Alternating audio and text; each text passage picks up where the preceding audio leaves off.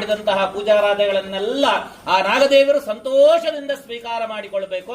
ಸರ್ಪ ಶಾಸ್ತ್ರಗಳೆಲ್ಲ ಹೇಳ್ತದೆ. ಈ ಭೂಮಿಗೆ ಅಧಿಪತಿ ಯಾರು ಅಂತ ಹೇಳಿದರೆ ನಾಗದೇವರು ಅಂತ ಹೇಳುವಂತಹ ವಿಚಾರ ಉಂಟು. ಪರಶುರಾಮ ದೇವರು ಕೊಡಲಿಯನ್ನು ಬಿಸಾಕಿದಂತಹ ಸಂದರ್ಭದಲ್ಲಿ ಆ ಗೋಕರ್ಣದಿಂದ ಹಿಡಿದು ಕನ್ಯಾಕುಮಾರಿವರೆಗೆ ಸಮುದ್ರ ಹಿಂದೆ ಹೋಗ್ತದಂತೆ. ಅಂತಹ ಸಂದರ್ಭದಲ್ಲಿ ಪಾತಾಳ ವಾಸಿನೇ ನಮಃ ಅಂತೇಳಿ ಪಾತಾಳ ಲೋಕದಲ್ಲಿ ವಾಸವಾದಂತಹ ನಾಗದೇವರುಗಳೆಲ್ಲ ಮೇಲೆ ಬರ್ತಾರೆ. ಆ ಪ್ರಕಾರ ಈ ಭೂಮಿಯನ್ನೆಲ್ಲ ಮನುಷ್ಯನಿಗೆ ಯಜ್ಞ ಯಾಗಾದಿಗಳು ಮಾಡ್ಲಿಕ್ಕೆ, ಧರ್ಮ ಕರ್ಮಾದಿಗಳು ಮಾಡ್ಲಿಕ್ಕೆ, ಒಳ್ಳೆಯ ಸತ್ಕರ್ಮಕ್ಕೆ ಈ ಭೂಮಿಯನ್ನೆಲ್ಲ ನಮಗೆ ಬಿಟ್ಟು ಕೊಡ್ತಾನೆ ಅಂತ ಹೇಳುವಂತಹ ವಿಚಾರ ಉಂಟು. ನಮಗೆ ಮನುಷ್ಯನಿಗೆ ಏನು ಅಂತ ಹೇಳಿದ್ರೆ ಕೃತಜ್ಞತಾ ಭಾವ ಬೇಕಂತೆ.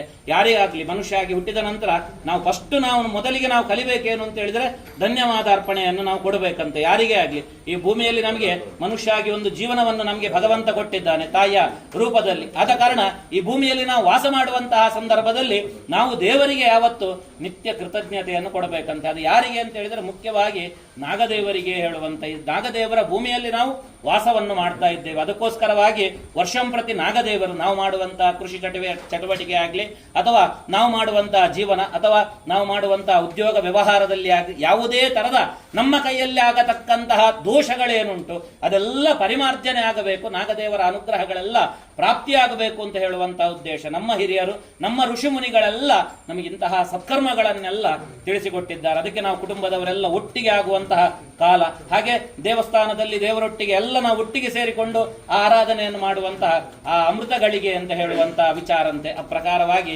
ಮಾಡಿದಂತಹ ದೇವತಾರಾಧನೆಗಳನ್ನೆಲ್ಲ ದೇವರು ಸಂತೋಷದಿಂದ ಸ್ವೀಕಾರ ಮಾಡಿಕೊಳ್ಳಬೇಕು. ದೇವರ ಆರಾಧನೆಯನ್ನು ಮಾಡಿತು ಅಂತಾದ್ರೆ ಸರ್ವದೋಷ ಹರಾಯ ನಮಃ ಅಂತ ಹೇಳ್ತಾರೆ. ಏನು ಅಂತ ಹೇಳಿದ್ರೆ ನಮ್ಮ ಕೈಯಲ್ಲಿ ಆಗುವಂತಹ ದೋಷಗಳೇನುಂಟು ಅದನ್ನೆಲ್ಲ ಪರಿಹಾರವನ್ನು ಮಾಡ್ತಾನೆ ಅಂತೆ. ಹಾಗೆ ಸರ್ವರೋಗ ಹಾರಿಣೇ ನಮಃ ಅಂತೇಳಿ ನಮಗೆ ಬರುವಂತಹ ಆ ರೋಗಗಳೇನುಂಟು ಆ ಕುಷ್ಠಹಾರಿಣೇ ನಮಃ ಅಂತೇಳಿ ಈ ರೋಗಗಳೇನುಂಟು ಅದನ್ನೆಲ್ಲ ದೇವರು ಪರಿಹಾರವನ್ನು ಮಾಡ್ತಾನಂತೆ. ಧನಪ್ರದಾಯ ನಮಃ ಅಂತೇಳಿ ನಮಗೆ ಬೇಕಾದಂತಹ ಸಂಪತ್ತುಗಳನ್ನೆಲ್ಲ ದೇವರು ಅನುಗ್ರಹ ಮಾಡ್ತಾನಂತೆ. ನಿಧಿ ರಕ್ಷಣ ಸಂಸಕ್ತಾಯ ನಮಃ ಅಂತ ಹೇಳಿ ನಮ್ಮಲ್ಲಿರತಕ್ಕಂತಹ ನಿಧಿ ಅಂತ ಹೇಳಿದರೆ ಸಂಪತ್ತು ಅಂತ ಹೇಳಿ, ಆದ ಕಾರಣ ಆ ಸಂಪತ್ತುಗಳನ್ನೆಲ್ಲ ನಮಗೆ ಕೊಡ್ತಾನೆ ಅಂತ ಹೇಳಿ. ನಿಧಿ ಸ್ವಾಧೀನ ಕಾರಕಾಯ ನಮಃ ಸಂಪತ್ತನ್ನೆಲ್ಲ ನಾವು ಬೇಡದಕ್ಕೆ ವಿನಿಯೋಗ ಮಾಡಿತು ಅಂತ ಆದ್ರೆ ಅದನ್ನೆಲ್ಲ ಅವ ನಿಧಿ ಸ್ವಾಧೀನವನ್ನು ಮಾಡ್ತಾನೆ ಅಂತ ಹೇಳುವಂತಹ ವಿಚಾರ ಉಂಟು. ಅನರ್ಥ ಅವರ ಭೂಮಂಡಲ ನಿವಾಸಿನೇ ನಮಃ ಅಂತ ಹೇಳಿ ಭೂಮಿಯಲ್ಲಿ ಒಡೆಯ ಅಂತ ಹೇಳುವಂತಹ ವಿಚಾರ. ರತ್ನಾಕರ ಸಮಾಶ್ರಯಾಯ ನಮಃ ಅಂತ ಹೇಳಿ ಆ ರತ್ನಾಕರ ಸಂಪತ್ತಿನ ಒಡೆಯ ಅಂತ ಹೇಳುವಂತ ವಿಚಾರ. ಭಕ್ತಕಲ್ಪ ಧ್ರುವಾಯ ನಮಃ ಅಂತ ಹೇಳಿ ಭಕ್ತಿ ವಶ್ಯಾಯ ನಮಃ ಅಂತ ಹೇಳಿ ಯಾವತ್ತು ನಾವು ಆ ಭಕ್ತಿಯಿಂದ ಆರಾಧನೆ ಮಾಡ್ತೇವ ಅದಕ್ಕೆಲ್ಲ ವಶ ಆಗ್ತಾನೆ ಅಂತ ಹೇಳುವಂತಹ ವಿಚಾರ ಉಂಟು. ಅಂತಹ ನಾಗದೇವರ ಆರಾಧನೆಗಳನ್ನೆಲ್ಲ ಭಕ್ತಾದಿಗಳು ಇವತ್ತಿನ ದಿವಸದ ಹೊತ್ತು ನಾವು ನಾಗರ ಪಂಚಮಿಯ ದಿವಸದ ಹೊತ್ತು ಆರಾಧನೆ ಮಾಡಿದ್ದೇವೆ. ಮಾಡಿದಂತಹ ಸತ್ಕರ್ಮನ್ನೆಲ್ಲ ಸರ್ಪಾದಿ ಅಷ್ಟಕುಲ ನಾಗದೇವತೆಗಳೆಲ್ಲ ಸಂತೋಷದಿಂದ ಸ್ವೀಕಾರ ಮಾಡಿಕೊಳ್ಳಬೇಕು.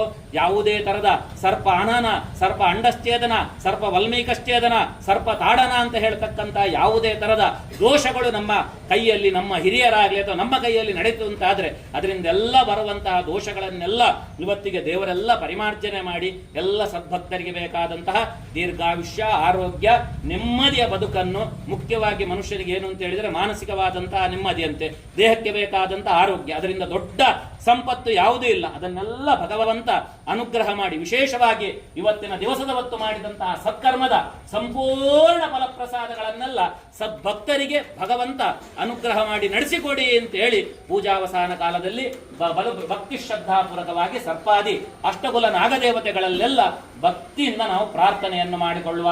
ಸರ್ಪಾದ್ಯಷ್ಟಕುಲ ನಾಗದೇವತಾಭ್ಯೋ ನಮಃ.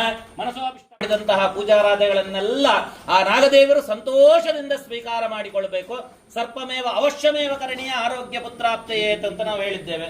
ಏನು ಅಂತ ಹೇಳಿದರೆ ನಾಗದೇವರ ಆರಾಧನೆಯನ್ನು ಮಾಡಿತು ಅಂತಾದ್ರೆ ನಮಗೆ ಆ ಸಂತಾನಕ್ಕೆ ಬರತಕ್ಕಂತಹ ಪ್ರತಿಬಂಧಕ ದೋಷಗಳು, ಹಾಗೆ ನಮ್ಮ ಅನಾರೋಗ್ಯಗಳೆಲ್ಲ ಇತ್ತು ಅಂತಾದ್ರೆ ಅದನ್ನೆಲ್ಲ ನಾಗದೇವರು ಪರಿಹಾರವನ್ನು ಮಾಡ್ತಾನೆ ಅಂತ ಹೇಳುವಂತಹ ವಿಚಾರ ಉಂಟು. ಆ ಪ್ರಕಾರವಾಗಿ ವಿಶೇಷವಾಗಿ ಇವತ್ತಿನ ದಿವಸದ ಹೊತ್ತು ನಾಗದೇವರ ಆರಾಧನೆಯನ್ನು ಮಾಡಿದ್ದೇವೆ.